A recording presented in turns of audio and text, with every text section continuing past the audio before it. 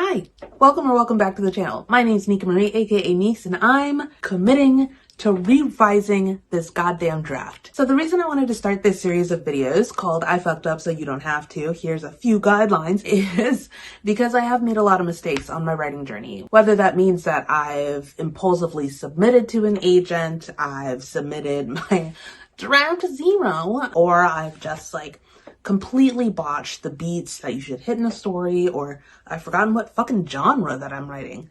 I've made a whole lot of mistakes. We're gonna get into it, and I hope that this helps somebody out there to not make those same mistakes. So, without further ado, let's just talk about it. Usually, when we talk about writing, we talk about all the magical and various ways that you can structure and write and talk about your novel. What we don't talk about are the many ways that you can fuck your shit up. Let's go into it. First, some laundry. So, what is failure? Welcome to my packing station, where we are putting together my mother's order and talking about what failure is. So, I'm gonna put the definition of failure from the Merriam-Webster dictionary up on the screen, but what failure for you might not be failure for someone else. So I want you to think about that for a second. So for me, in my mind before, I was like, I have failed because I'm not signed to an agent yet. No one took me for their mentorship, blah, blah, blah. The list goes on, the list goes on, the list goes on. But I don't think that way anymore. Why? Because I kept thinking about all of the people I know who write, and they're not published either, and they don't have agents either. Well, not all of them. And I kept asking myself, if that's really failure, then why are these people still writing? And I came to the conclusion that I can't fail if I just keep working, you know? Whatever the reason was that an agent decided to not sign me, whatever the reason is that an edit came back that said something off the cuff, I can't take that personally. I asked these people to read my shit. They read my shit and they had feedback. Why is that a failure if they didn't automatically love everything about it? I started asking myself, how egotistical do I have to be to think that I'm gonna nail it on the first shot? Now, I know some people do, but for the most part, you still have to edit. Even if that agent signed me that day, I'd be knee deep in so many edits. I know this because the more I read my story, the more I'm realizing I'm not answering a question, or the more I created a character that's not quite three-dimensional. You gotta think about all of that. So, where am I on the failure scale? This is our boozy apple maple candle. It's so cute. I really turned up the frosting on this one. That's okay. So, failure for me, literally, I've always had this weird, well, I won't call it weird, I actually think it's quite relatable. This weird thing where I was like, if I'm not good at it on the first try, it's not for me. And I can't go on like that. I haven't been that way for quite some time, but when I was a kid, it used to murder me. It used to murder me if I was not good at something right away.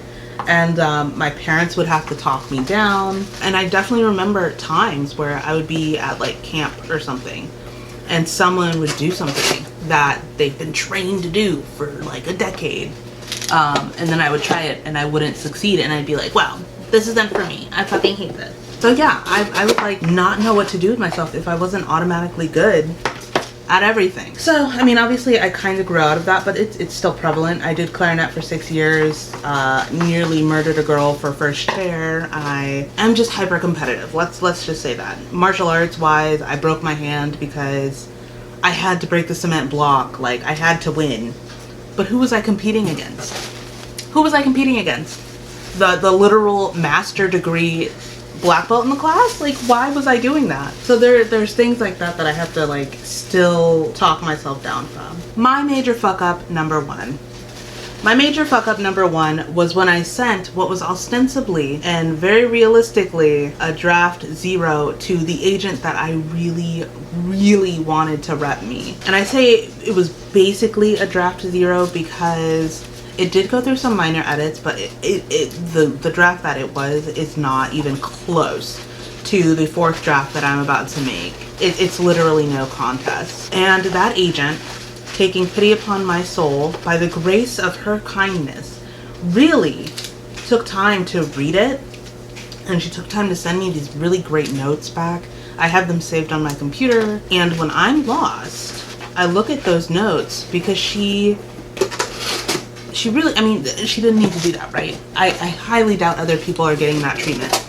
So I look at those notes very often. And I submitted to her off of PitMad. PitMad is a great tool for those of us who are getting out there and querying, but please do not make the mistakes that I made. So that's fuck up number one. I sent what was pretty much a draft 0 to my top choice of agent. Is she still my top choice of agent? Honestly, yes. I would love to be part of that agency. I would love to be under her watchful and experienced eye. But like, even saying that, there are other agents that I would totally love to work with. So that was a big way that I fucked up. And I don't feel like it's a fuck up on the sense that, oh, it was so bad. I got a lot of really great notes from that agent, a revise and resubmit from that agent. So obviously it couldn't have been that bad. She read it, she liked it, and then she asked me to resubmit it when it was revised a little bit more. So I don't feel like it's a major failure. I just think that had I been less impulsive, maybe that would have been a yes instead of an R&R, you know? That being said, if you do get an R&R, that's really fucking good. So don't take that for granted. It's not a no, it's a this needs work. I don't know what I can do with it right now at this stage. And they're asking you to send it back. They're asking you to do some work on it and send it back. In my case, they not only gave a bunch of notes, but they gave me a bunch of notes, said do this, and then send it back. So that's basically what I'm working on right now. It's a little high pressure because I'm like, what if I just interpret the notes a weird way, which, I don't know. I just feel like she and I are vibing, you know? I just feel like we're vibing. I want us to be vibing together. So that's one major way that I felt like I failed, but it really wasn't a failure. I think another way that I fucked up was taking things too personally. So when you get a rejection, it's literally not even about you in most cases. It's just that agent did not feel it. And that doesn't mean that no agent won't feel it. I meant that that one didn't. So I bring this up because I got a rejection very early on off that same draft I just told you that I shouldn't have submitted. And the agent's exact words were, I just don't love it.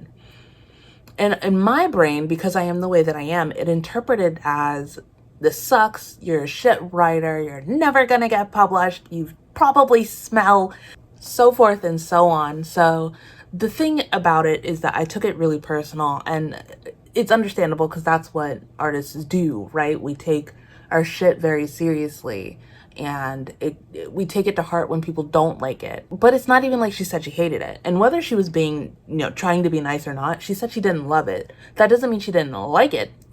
That doesn't mean she wouldn't have read it eventually. It means that she didn't love it, as in this would not have been a 5-star for her, or maybe this wouldn't have been on her, you know, best reads of the year list. We as readers have that as well. There are books that I really, really liked that I've read this year, but they're not books that I loved. There are books that I loved and I will rave on about forever and ever and ever. But, you know, that's the difference. So I think what she really meant was, this book is not driving it home for me. Sorry, I didn't love it. But that's it. I don't think I should have kept reading into her words. And even if she meant that she hated it, what the fuck do I care? She's not repping me, you know? Like, of course it hurts. It was an agent that I greatly, greatly, greatly admired. I love people on her list. But if she doesn't like my story, what am I gonna do? Force her to take me on?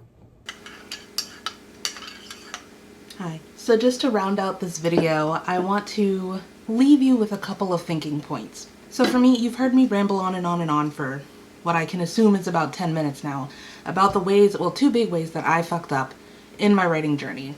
And this is all me talking about ways that I've impulsively gone forward when I should have been allowing myself the space and the time to think about what was going on at the time.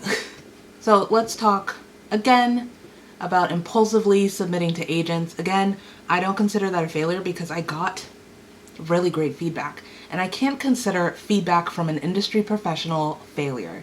They read my story in its entirety, and then they gave feedback, which is really, really helpful to me, someone who's trying to get it published. So if you want the best feedback possible, on how to get it published or how it's going to look up against things that are already published, talk to a publishing professional. What else did I talk about? Oh, and the second thing was taking feedback too personally. Now, while I did relate it back to an agent and their feedback, you can take this any kind of way that relates to you. So if you're only in the stage of maybe having your first person read it ever, and maybe they don't love it, that's okay. As long as they give you some feedback as to why they didn't love it and things that they would suggest, that's okay. That's valuable. That's invaluable. Take that and make it work for you. Feedback is also subjective. Please keep that in mind. Just like how I told you about the agent who said they just didn't love it, everyone has their own taste. So make sure that you're telling a story that is, at your core, your story, okay? So don't impulsively submit to agents. Yeah, it kind of worked out for me, but I do not advise it. And also don't take things too personally. Now that you guys have watched this video about my first big 2 fuck-ups, definitely leave questions down below if you do have any questions, or just leave a fun comment about how I need to stop being so impulsive. I understand that I do, but keep reminding me so I remember. Alright guys, I'll see you next time. Thank you so much for watching. Don't forget to subscribe and or click the notification bell. That's what the cool kids are doing and you want to be cool. So, yeah, bye!